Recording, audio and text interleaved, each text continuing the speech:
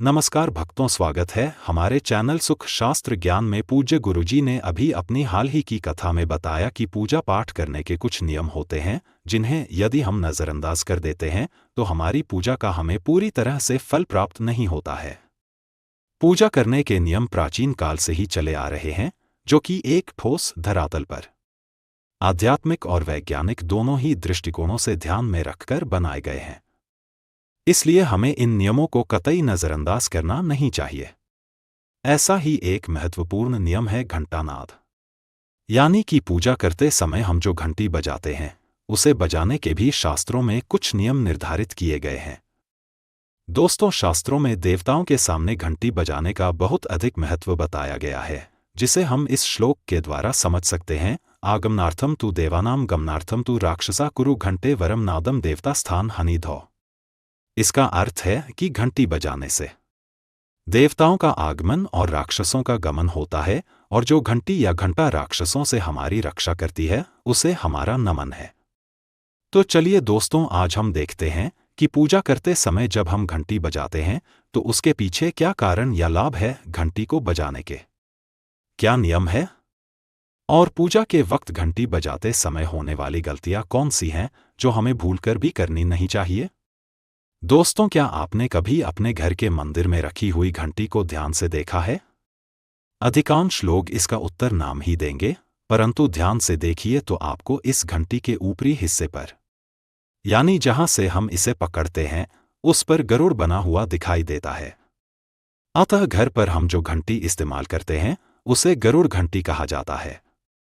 दोस्तों, पूजा करते समय गरुड़ घंटी का उपयोग देवताओं को आमंत्रित करने अर्थात देवताओं का आवाहन करने के लिए किया जाता है, जिससे एक सुंदर ध्वनि से देवताओं का स्वागत करने का आभास होता है। जब हम विधि विधान से पूजा करते हैं तो उसमें घंटी का उपयोग अवश्य रूप से करते हैं। पूजा संपन्न होने पर आरती करते समय तो विशेष रूप से घंटा नाद होना चाहिए, नहीं तो हमारी आरती अधूरी मानी जाती है। परंतु हम में से अधिकांश लोग इसे मात्र एक सामान्य प्रक्रिया मानते हैं और पूजा करते समय घंटी बजाना भूल जाते हैं।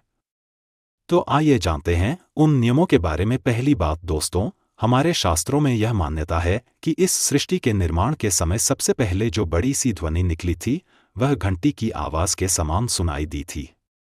घंटी की ध्वनि में ओमकार का भी आभास होता है, इसलिए घंटी को ईश्वर की आवाज मानते हुए पूजा में स्थान मिला है। अत घंटी का कभी भी अपमान न करें, और जिस प्राणी देवी देवताओं की पूजा की जाती है वैसे ही घंटी की भी पूजा करनी चाहिए। दूसरी बात, घंटी की विधिवत पूजा करके ही उसे बजाना चाहिए। बिना पूजा के घंटी बजाना अच्छा नहीं माना जाता है। तीसरी बात, आपने अक्सर ये महसूस किया होगा कि पूजा करते समय जैसे ही घंटी बजाई जाती है तो पूरे घर के साथ साथ संपूर्ण वातावरण भी शुद्ध और पवित्र सा हो जाता है और चारों ओर सकारात्मकता फैल जाती है। लेकिन यदि हम नियमों को नज़रअंदाज कर देते हैं तो यही सकारात्मकता नकारात्मकता में बदल जाती है। चौथी बात, अधिकतर लोग पूजा संपन्न होने पर केवल आरती के समय ही घंटी बजाते हैं, लेकिन यह भी ध्यान रखें कि भगवान को जल अर्पण करते समय, नहलाते समय, धूप दीप लगाते समय, न विद्यर्पण करते समय घंटानाद अवश्य करना चाहिए। ऐसा करने से हमारी पूजा संपन्न मानी जाती है। पांचवी बात, घंटी बजाते समय किसी भी देवता का मंत्रार्थ आरती अवश्य बोलनी चाहिए।